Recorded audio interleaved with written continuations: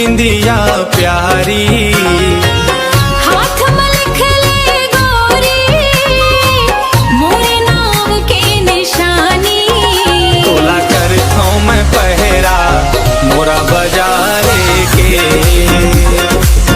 अभी वो रानी तोला कर थाऊं मैं पहरा मोरा बाजारे के। मोरा बाजार के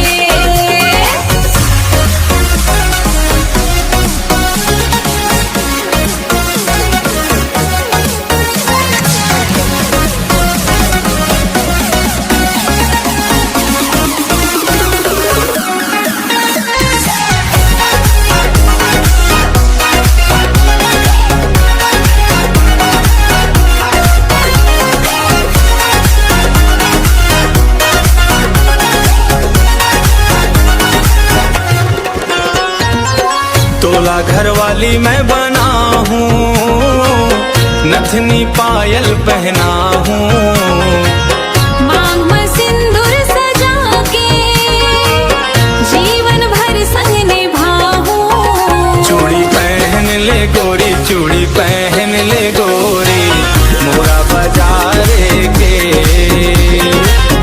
अभी वो रानी तोला कर थाऊं मैं पहरा मोरा बाजारे के।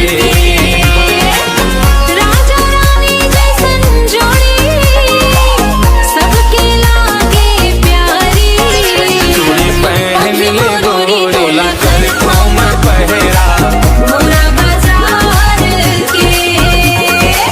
कान के बाली होठ के लाली माथे बिंदिया सजे, चूड़ी